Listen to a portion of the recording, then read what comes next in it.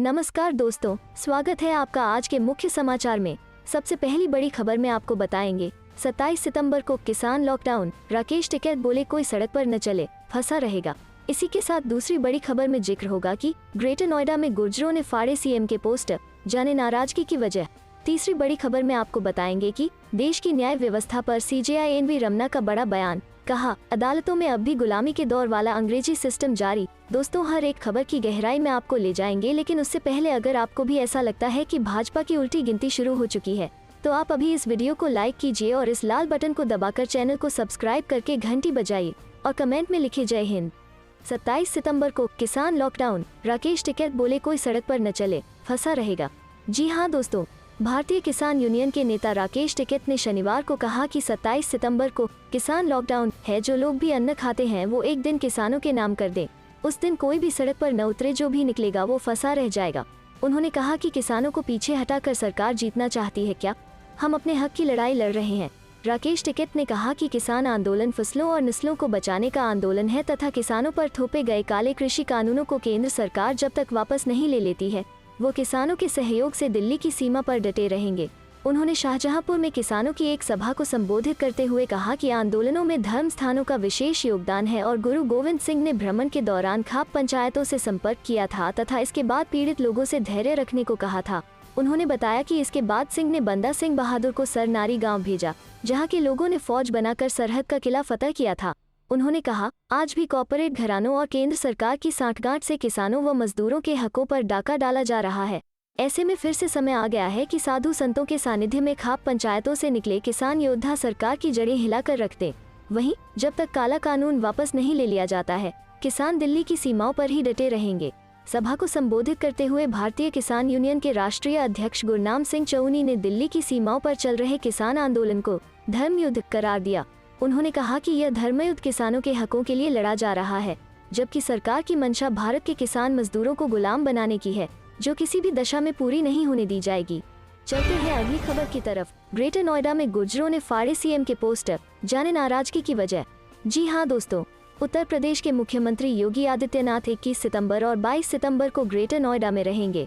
22 सितंबर को वे मिहिर भोज की मूर्ति का अनावरण करेंगे, लेकिन अनावरण से पहले ही ग्रेटर नोएडा में राजनीति तेज हो गई है, जहां एक तरफ गुर्जर समाज मिहिर भोज को अपना बता रहा है, वहीं दूसरी तरफ राजपूत समाज भी मिहिर भोज को अपना वंशज बताने में जुट गया है। अनावरण समारोह के लिए ग्रेटर नोएडा के दादरी विधानसभा क्षेत्र में मुख्यमंत्री योगी आदित्यनाथ के पोस्टर लगाए गए थे।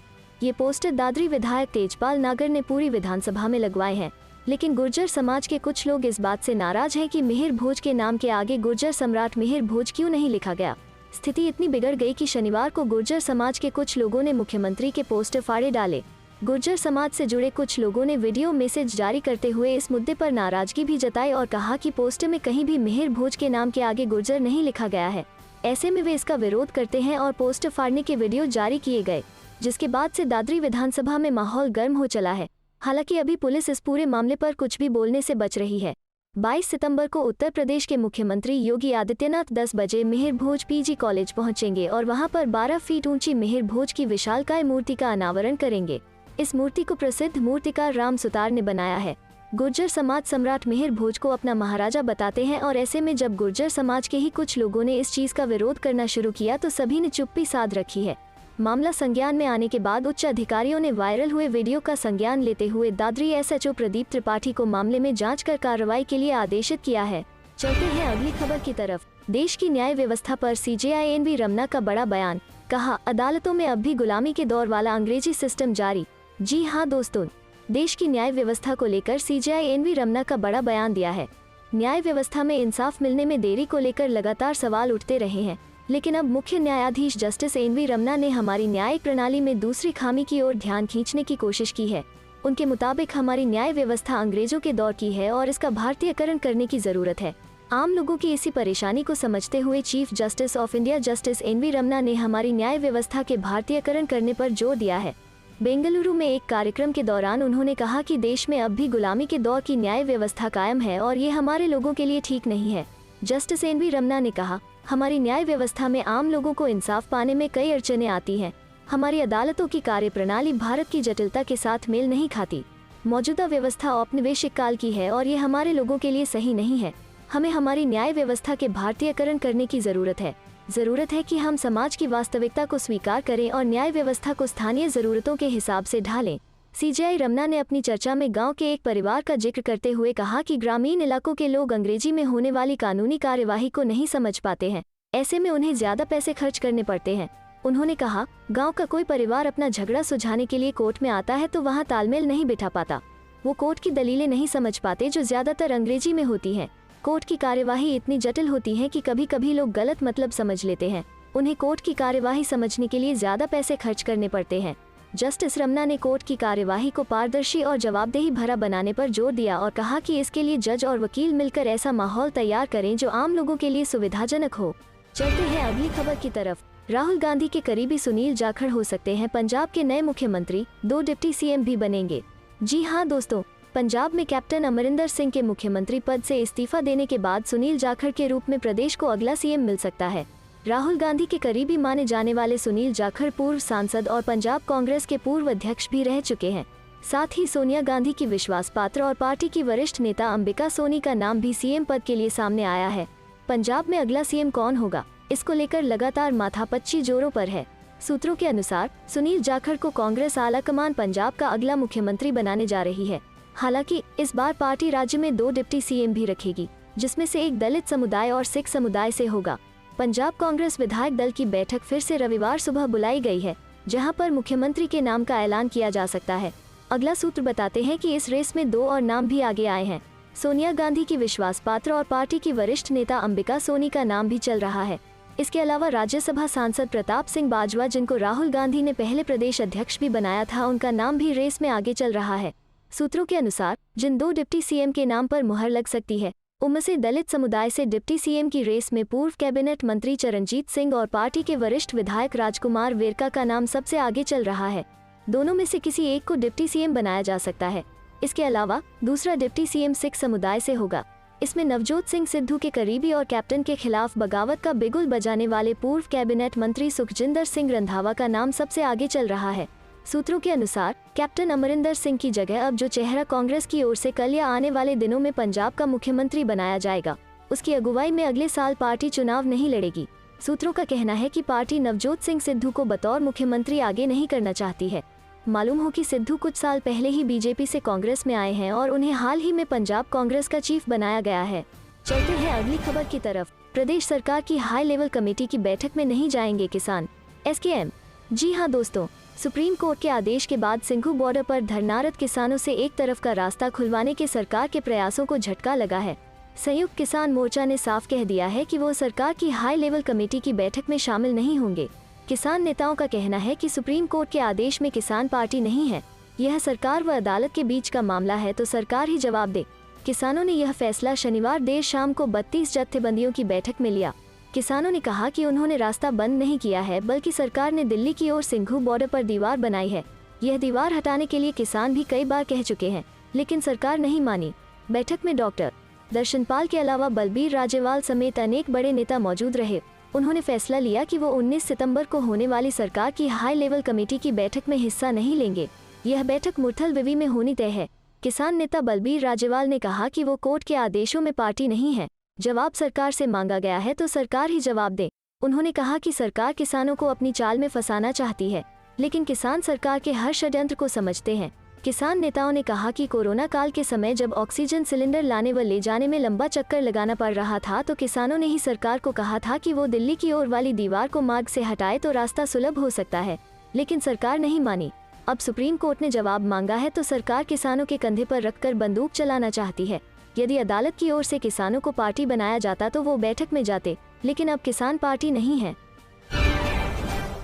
मोदी के पूर्व मंत्री बाबुल सुप्रियो ने थामा टीएमसी का दामन, बीजेपी से नाराज होकर राजनीति से संन्यास का किया था ऐलान। जी हाँ दोस्तों, मोदी सरकार के पूर्व मंत्री और बीजेपी के पश्चिम बंगाल से लोकसभा सांसद बाबुल सुप्रियो ने शनिवार को बीजेपी को बॉय बॉय कर दिया और तृणमूल कांग्रेस की सदस्यता ले ली। बाबुल सुप्रियो ने शनिवार को बंगाल में टीएमसी के राष्ट्रीय महासचिव और सीएम ममता बनर्जी के भतीजे अभिषेक बनर्जी और पार्टी के राज्यसभा सांसद डेरेक ओब्रायन की मौजूदगी में टीएमसी का दामन थामा। मोदी सरकार के मंत्रिमंडल में हाल ही में हुए फेरबदल में बाबुल सुप्रियो को मंत्रित्व से हटा दिया गया था। मंत्रित्व से हटाए जाने के कुछ ही दिन बाद बाबुल ने राजनीति से संन्यास लेने का ऐलान कर दिया था, लेकिन बीजेपी के बड़े नेताओं को उसी समय से यह अंदाजा हो गया था कि बाबुल पार्टी छोड़ सकते हैं, इसलिए उन्हें मनाने की कोशिशें की गईं। लेकिन बीजेपी का रवैया देखते हुए आखिरकार आज बाबुल सुप्रियो ने इस अंदेशे को सही साबित करते हुए राजनीति से संन्यास लेने की बजाय बीजेपी को छोड़कर ममता के साथ जाने का फैसला ले लिया। टीएमसी में शामिल होने के बाद पूर्व केंद्रीय मंत्री बाबुल सुप्रियो ने कहा कि मुझे बहुत गर्व है कि मैं अपना फैसला बदल रहा हूँ। मैं बंगाल की सेवा करने के महान अवसर के लिए वापस आ रहा हूँ। मैं बहुत उत्साहित हूँ। मैं सोमवार को दीदी सीएम ममता बनर्जी से मिलूंगा। उन्होंने कहा कि दीदी और अभिषेक ने मुझे बहुत अच्छा मौका दिया है। चूंकि मैं टीएमसी में शामिल हो गया हूँ, इसलिए आसनसोल में अपनी सीट पर बने रहने का कोई मतलब नहीं है। मैं आसनसोल की वजह से राजनीति में आया हूँ। मैं उस निर्वाचन क्षेत्र के लिए यथासंभव प्रयास करूंगा।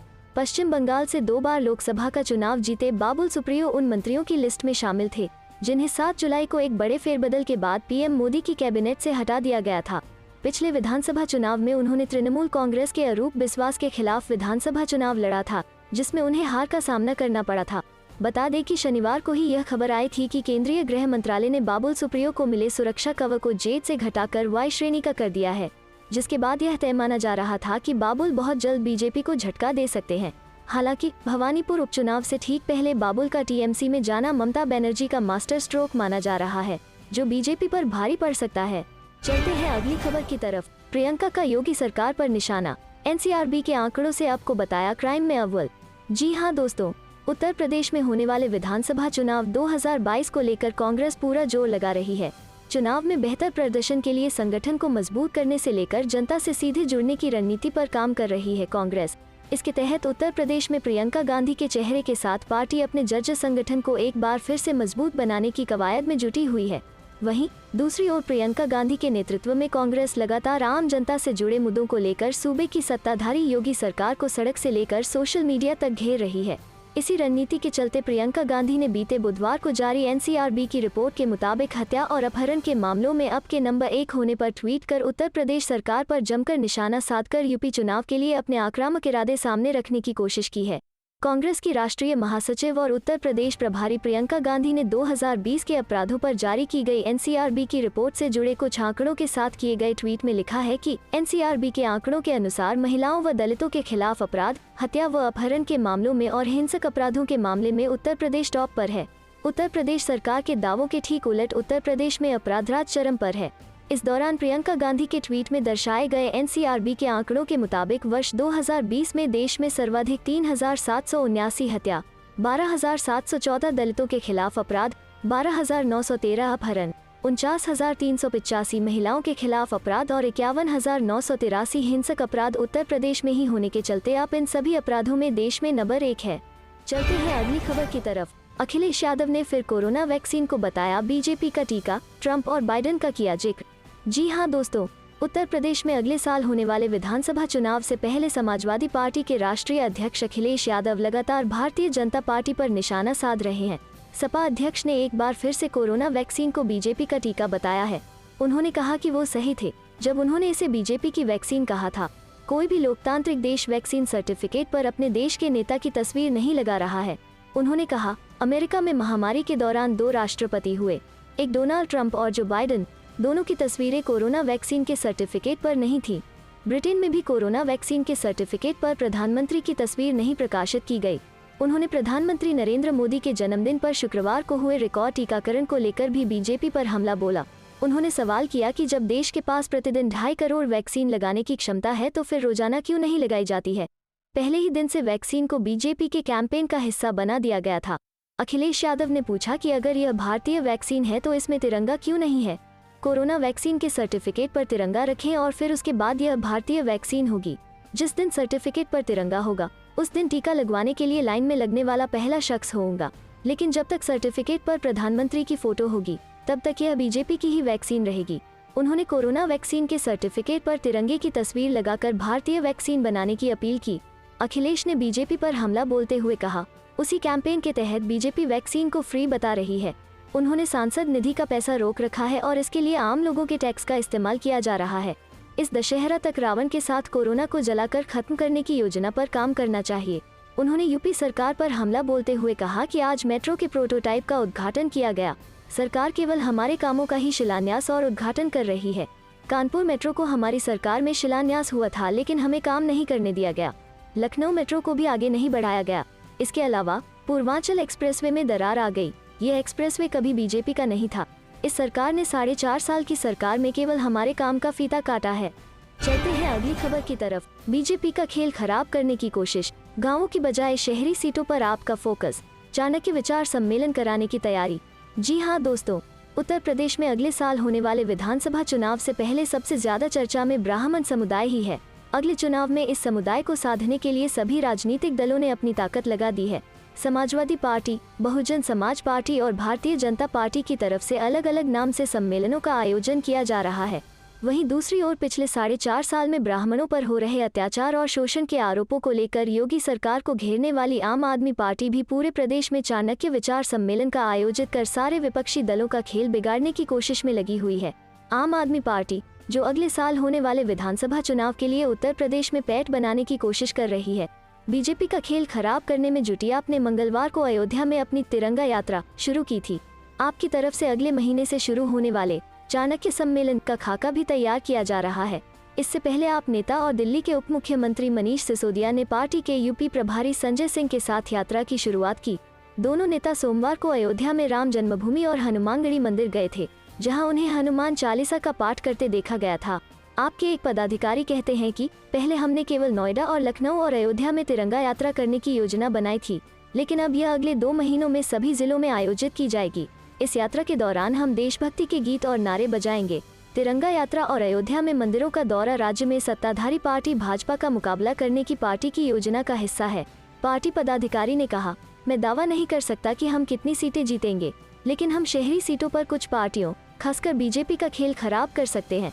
ब्राह्मणों को लुभाने की कोशिश में भाजपा और बहुजन समाज पार्टी जन सम्मेलन यात्रा का आयोजन कर रहे हैं, जबकि समाजवादी पार्टी एक शिव सेवक सम्मेलन कर रही है। भाजपा पर हमला करते हुए आप नेता और राज्यसभा सांसद संजय सिंह ने कहा कि आपका सच्चा राष्ट्रवाद भाजपा के नकली राष्ट्रवाद को हरा देगा। आपकी तिरंगा यात्रा को हर तरफ जबरदस्त रिस्पांस मिल रहा है। अयोध्या के बाद पूरे उत्तर प्रदेश में तिरंगा यात्रा निकाली जाएगी। यात्रा का उद्देश्य राज्य में विकास और ईमानदारी की नई राजनीति लाना होगा। चलते हैं अगली खबर की तरफ। कानपुर में जीएसटी के दायरे में पेट्रोल डीजल न लाने पर विरोध शुरू, कांग्रेस मुद्दा बनाने की कर रही तैयारी। जी हाँ दोस्तों, चुनाव से पहले विपक्षी पार्टियों को मुद्दा चाहिए। केंद्र सरकार ने जीएसटी के दायरे में पेट्रोल डीजल लाने की बात शुरू कर यह मुद्दा विपक्षियों को दे दिया है। अब कांग्रेस भी इसे जनहित से जोड़कर आंदोलन करने की तैयारी कर रही है। प्रदेश सरकार के पेट्रोल डीजल को जीएसटी दायरे में शामिल न करने के निर्णय के बाद कांग्रेस खेमे में विरोध के स्वर तेज हो गए हैं। पेट्रोल डीजल को जीएसटी के दायरे में लाने का निर्णय केंद्र सरकार ने प्रदेश सरकारों पर डाल दिया है। लखनऊ में शुक्रवार को हुई जीएसटी काउंसिल की बैठक में वित्त मंत्री निर्मला सीतारमण ने भी इसे जीएसटी में लाने पर विचार करने को कहा। शहर कांग्रेस कमेटी के दक्षिण जिलाध्यक्ष डॉ.